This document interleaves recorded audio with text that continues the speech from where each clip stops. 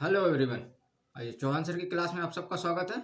और Chauhan civil service classes के नाम से यूट्यूब पर चैनल है। और जो लोग भी इस चैनल में नए हो चैनल को सब्सक्राइब कीजिए, लाइक कीजिए और शेयर करना ना भूलें। ठीक है। और आज की क्लास में आपकी चौहान सर की क्लास में आज की क्लास में हम बात करेंगे प्राचीन भारतीय इतिहास में मौर्योत्तरकालीन कुछ प्रमुख राजवंश हुए। ठीक, उन राजवंश के बारे में कुछ मैं आपको पॉइंट बताऊंगा।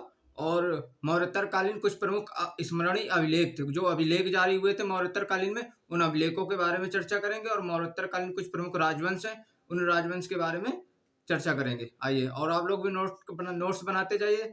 और ये जो पॉइंट बताने जा रहा हूँ मौर्योत्तरकालीन राजवंश, ये इससे आपसे क्वेश्चन आपका IAS 2021 में पूछा गया था। और मौर्योत्तरकालीन जो मैं कुछ प्रमुख अभिलेख बताने जा रहा हूँ, इससे यूपी PSS में पूछा गया था एक क्वेश्चन।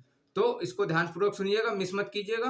और जो लोग भी इस चैनल में रहे हो, वो चौहान सिविल सर्विस क्लासेस के नाम से यूट्यूब पर चैनल है, चौहान सर की क्लास है, और उसको सब्सक्राइब कीजिए, लाइक कीजिए और शेयर करना ना भूलें। आइए चलते हैं। मौर्योत्तरकालीन कुछ प्रमुख राजवंश। कौन से राजवंश हुए थे मौर्योत्तरकालीन? कुछ प्रमुख राजवंश और उनकी राजधानी और उनके संस्थापक। इससे IAS 2021 में क्वेश्चन पूछा गया था कि ये जो राजवंश है इनकी इसको सही मिलान कीजिए, मतलब जो राजवंश है उनकी क्या राजधानी है, इसको सही से मिलाइए, मिलान कीजिए। तो ये क्वेश्चन था। तो आइए चलते हैं मौर्योत्तरकालीन कुछ प्रमुख राजवंश। तो पहला राजवंश आपका मौखरी राजवंश था। मौखरी राजवंश, जिसकी राजधानी आपकी कन्नौज थी। जिसकी राजधानी आपकी कन्नौज थी। ध्यानपूर्वक सुनिएगा। मौखरी राजवंश, राजधानी कन्नौज, राजधानी कन्नौज। संस्थापक ईशान वर्मन, संस्थापक ईशान वर्मन, ईशान वर्मन। दूसरा राजवंश मैत्रक, दूसरा राजवंश मैत्रक। राजधानी वल्लभी, राजधानी वल्लभी, जो कि गुजरात में है।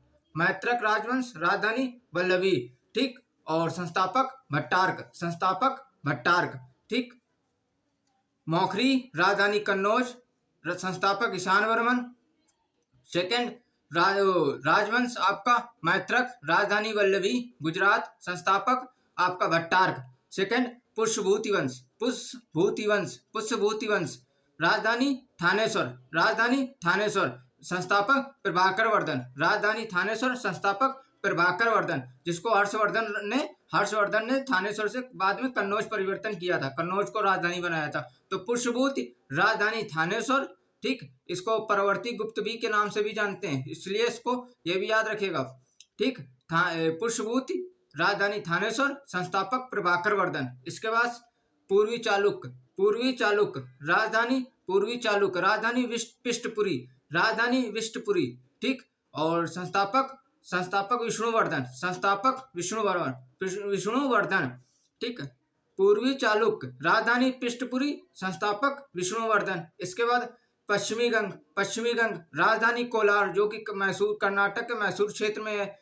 पश्चिमी गंग, राजधानी कोलार, जो कि कर्नाटक के मैसूर क्षेत्र में है। और संस्थापक कोकीवर्मन, संस्थापक कोकीवर्मन। एक बार आई रिपीटेड दिस अगेन, फिर से ध्यानपूर्वक मैं इसको रिपीट कर रहा हूँ, ध्यानपूर्वक सुनिएगा। मौखरी राजवंश, राजधानी मौखरी राजवंश, राजधानी कन्नौज, संस्थापक ईशान वर्मन, संस्थापक ईशान वर्मन। सेकेंड आपका मैत्रिक, राजधानी वल्लभी, गुजरात में, संस्थापक भट्टार्क। इसके बाद पुष्यभूति, राजधानी थानेश्वर, संस्थापक प्रभाकर वर्धन। इसके बाद पूर्वी चालुक्य, राजधानी पृष्ठपुरी, संस्थापक विष्णुवर्धन। इसके बाद नेक्स्ट पश्चिमी गंग, राजधानी कोलार, जो कि कर्नाटक के मैसूर क्षेत्र में है, संस्थापक कोकीवर्मन। ठीक। तो ये थे आपके मौर्योत्तरकालीन कुछ प्रमुख महत्वपूर्ण राजवंश। ठीक। अब बात करते हैं मौर्योत्तरकालीन कुछ प्रमुख अभिलेख, कुछ प्रमुख अभिलेख। ठीक। क्या कौन कौन से अभिलेख थे और किस शासक से संबंधित है अभिलेख? मौर्योत्तरकालीन कुछ प्रमुख अभिलेख और किस शासक से जो अभिलेख है, किस शासक से संबंधित है अभिलेख, तो इनके बारे में। ठीक। आइए चलते हैं। पहला अभिलेख गरुड़ स्तंभ लेख, गरुड़ स्तंभ लेख। इसको ध्यानपूर्वक सुनिएगा। गरुड़ स्तंभ लेख, इसको बेसनगर, जो कि विदिशा में स्थित है, गरुड़ स्तंभ लेख, जो कि मध्य प्रदेश के विदिशा जिले में स्थित है, इसको गरुड़ स्तंभ लेख या बेसनगर स्तंभ लेख के नाम से भी जाना जाता है। ठीक। ये यवन राजदूत हेलियोडोरस से संबंधित है, यवन राजदूत हेलियोडोरस से संबंधित है। ये मैंने आपको शुंगवंश में पढ़ाया था कि एक यूनानी शासक था एंटियोक्लिड्स, उसने अपने शुंगवंश के शासक भागभद्र के दरबार में अपना राजदूत भेजा था, हेलियोडोरस को भेजा था।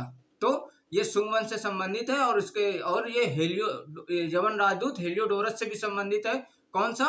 गरुड़ स्तंभ लेख, जिसने शुंग शासक भागभद्र के दरबार में ये आया था और इसने गरुड़ स्तंभ विदिशा में गरुड़ स्तंभ स्थापित किया था, वासुदेव की मूर्ति बनवाई थी। तो किसने बनवाई थी? यवन राजदूत हेलियोडोरस, जो कि किसका राजदूत था? एंटियोकस का राजदूत था। यवन यूनानी शासक एंटियोकस का राजदूत था। तो गरुड़ स्तंभ लेख, या जो कि मध्य प्रदेश के विदिशा में, इसको वेशनगर के नाम से भी जाना जाता है। यवन राजदूत हेलियोडोरस से संबंधित और शुंग वंश से भी संबंधित, क्योंकि शुंग वंश के शासन भागभद्र के शासनकाल में आया था राजदूत के रूप में।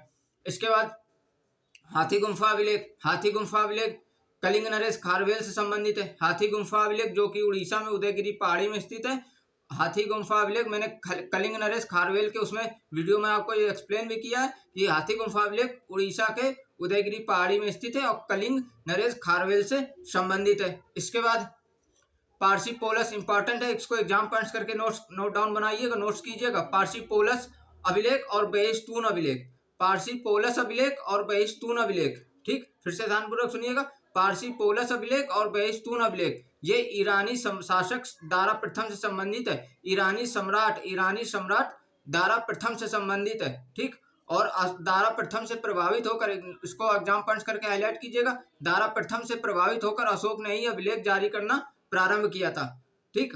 अशोक को अभिलेख जारी करने की प्रेरणा दारा प्रथम से मिली थी और दारा प्रथम ने सर्वप्रथम यही था जिसने अभिलेख जारी किया था, लेकिन भारत में अभिलेख अशोक ने जारी किए थे। तो अशोक को अभिलेख जारी करने की प्रेरणा दारा प्रथम से मिली थी, ठीक। दारा प्रथम से ही प्रभावित होकर अशोक ने अभिलेख जारी करवाए थे। इसके बाद आपका आता है, क्या कहते हैं, सिनकोट अभिलेख। सिनकोट अभिलेख शासक मिनांडर से संबंधित है। सिनकोट अभिलेख मिनांडर से संबंधित है। इसके बाद तख्ते भाई अभिलेख, तख्ते भाई अभिलेख ये आपका पार्थिव पहलो शासक हुआ था गोंडो फर्निस से संबंधित है। तख्ते भाई अभिलेख गोंडो फर्निस से संबंधित है, जो आपका ये पहलो या पार्थिव शासक हुए थे। इसके बाद पंजतर अभिलेख ये कुषाण वंश से संबंधित है। पंजतर अभिलेख कुषाण वंश से संबंधित है, ठीक। इसके बाद जूनागढ़ अभिलेख आपका शक शासक रुद्रदामन से संबंधित है। बहुत प्रसिद्ध है ये अभिलेख, जूनागढ़ अभिलेख शक शासक रुद्रदामन, बहुत प्रसिद्ध शासक रहा था ये, ठीक। इसके बारे में आगे अभी क्लास लेने ही वाला हूँ, आपको वीडियो मिलेगा उसमें इसके बारे में पढ़ेंगे, ठीक। इसके बाद नासिक अभिलेख मैंने आपको बताया था, उसमें आपका सातवाहन में नासिक अभिलेख गौतमी पुत्र बलश्री के से संबंधित है। नासिक अभिलेख गौतमी पुत्र बलश्री से संबंधित है। इसके बाद प्रयाग स्तंभ लेख ये आपका गुप्त शासक समुद्रगुप्त से संबंधित है। प्रयाग स्तंभ लेख गुप्त शासक समुद्रगुप्त से संबंधित है। और इसका एक अभिलेख और इससे संबंधित है, एरण अभिलेख गुप्त काल के समुद्रगुप्त, बुद्धगुप्त और भानुगुप्त नामक शासकों से संबंधित। एरण अभिलेख गुप्त का वंश के समुद्रगुप्त, भानुगुप्त और बुद्धगुप्त के नामक शासकों से संबंधित है। और प्रयाग स्तंभ लेख समुद्रगुप्त से संबंधित है। इसके बाद इसी में गुप्त काल से ही बात कर लें। और भीतरी और जूनागढ़ अभिलेख जो है, भीतरी अभिलेख और जूनागढ़ अभिलेख ये आपका स्कंदगुप्त से संबंधित है, गुप्त शासक स्कंदगुप्त से संबंधित है। इसको भी बहुत एग्जाम पॉइंट्स करके इसको बिल्कुल हाईलाइट कीजिएगा। भीतरी अभिलेख किससे संबंधित है?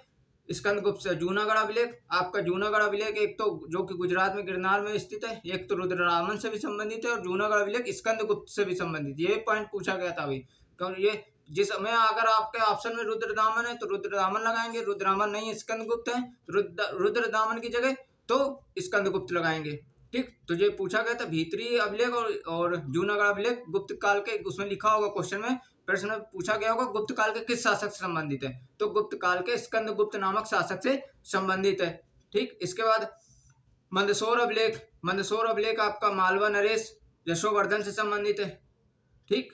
मंदसौर अभिलेख मालवा नरेश यशोधर्मन से संबंधित है, ठीक। इसके बाद आपका ग्वालियर अभिलेख प्रतिहार नरेश भोज से संबंधित है। ग्वालियर अभिलेख प्रतिहार नरेश भोज से संबंधित है। इसके बाद इंपॉर्टेंट ये भी है एहोल अभिलेख आपका पुलकेशिन द्वितीय से संबंधित है। एहोल अभिलेख पुलकेशिन द्वितीय से संबंधित है। एहोल अभिलेख पुलकेशिन द्वितीय से संबंधित है। और भारत एक एग्जाम पॉइंट्स करके हाईलाइट कीजिएगा, इसको नोट डाउन कीजिएगा।